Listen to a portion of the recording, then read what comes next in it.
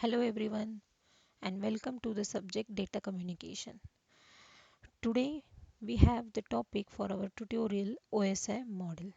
The OSI model, which is also known as Open System Interconnection Model, the best known model for networking that we are going to study in today's lecture. So let's start with the OSI model. Basically, this OSI model is a reference model that describes how the information from a software application in one computer moves through a physical medium to the software application in another computer. This model basically consists of 7 layers and each layer performs a particular network function. The OSI model was first developed by the International Organization for Standardization, which is commonly known as ISO, in 1984. And now it is the well known architectural model for intercomputer communications.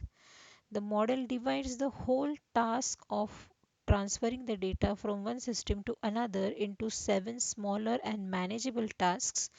Each layer is assigned a particular task. Each layer in OSI model is self-contained so that the task assigned to each layer can be performed independently. This is the diagram of OSI model, which consists of 7 layers. The OSI model starts with the basic layer, which is a physical layer, and then goes on data link layer, network layer, transport layer, session layer, presentation layer, and application layer. These are the 7 pillars of the OSI model. Each and every layer performs some specific action while transferring the data.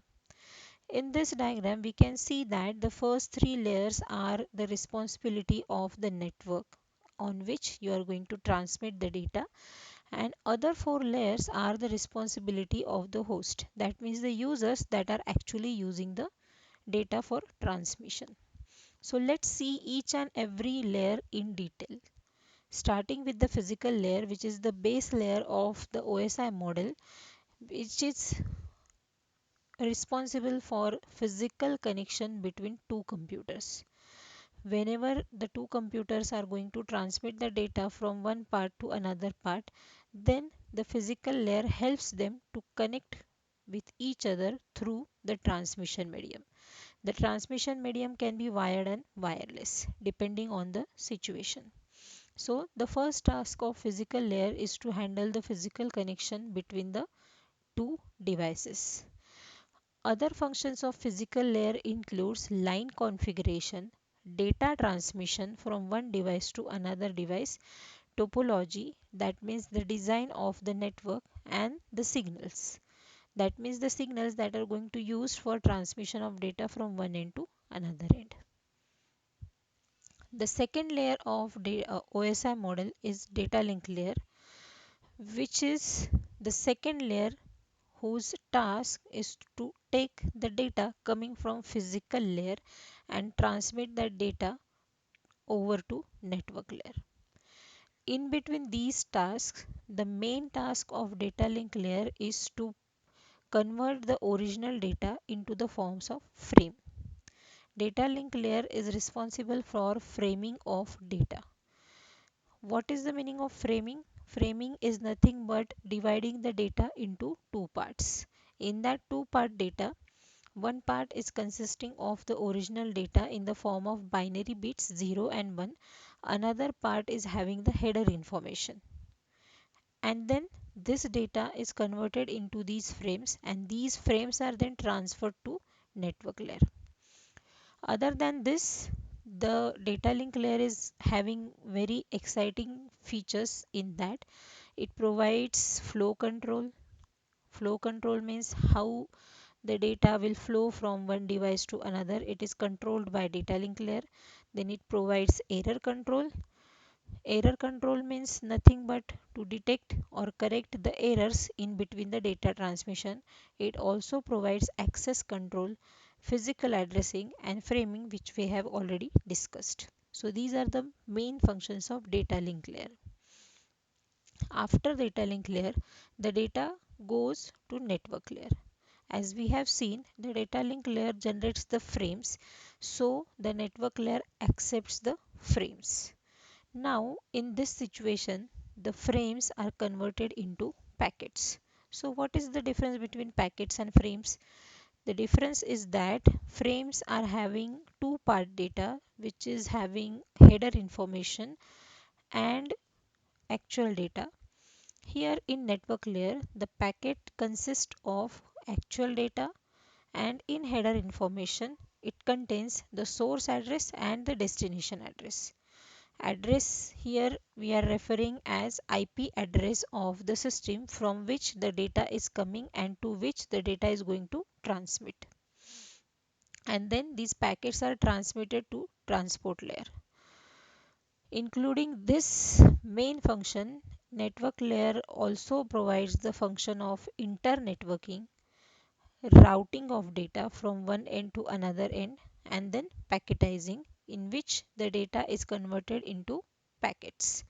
The smaller packets consist of various parts of data that can be easily transferred from one end to another without any network congestion throughout the communication.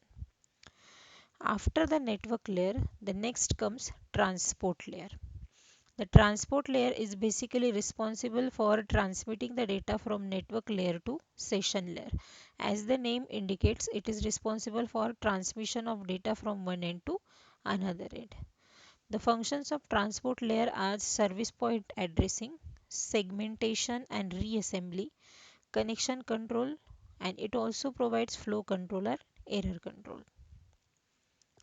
Then next comes the session layer. The session layer takes the data from transport layer and then it provides it to the presentation layer. In between that, it performs two important functions. One is dialog control and the second one is synchronization.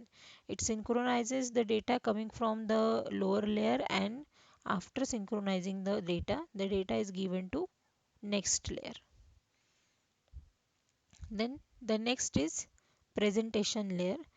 The main task of presentation layer is to provide the encoding or encryption to the data in order to secure the data from outside hackers. So the presentation layer takes the data from session layer, adds the required encryption or encoding techniques to the data, compresses the data and then sends the data to the application layer. So the main tasks of presentation layer are translation. Translation means transmitting the data from one form to another form, which is known as encryption, and it also performs the compression of data. By compressing the data is converted into lesser size and it is transmitting fast from one location to another location. And now the last layer which actually interacts with the actual user is known as the application layer. So this is the layer which is actually communicating with the user who is using that system, to which the data transmission is taking place. So the main functions of application layer are file transfer, access and management. Then it also handles the mail services like email forwarding and storage of email on local storage. It also handles directory services. This layer provides a distributed database sources and is used to provide the global information about various subjects. So to sum up, we have seen in this tutorial the OSI layer is a internetworking layer which is basically used to provide the internetworking functions. For that purpose, it contains 7 layers. Each and every layer performs various tasks so that the whole task of transmitting the data from one location to another is divided into smaller manageable tasks, which makes the data communication easy and fast.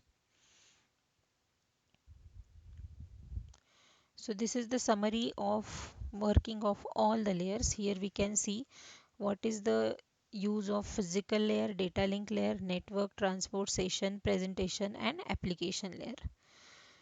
So by using this summary, we can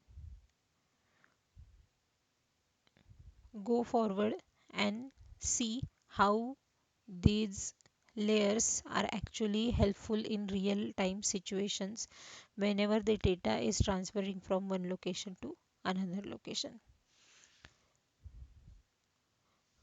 I hope this tutorial will be useful for all of you. Thank you for watching.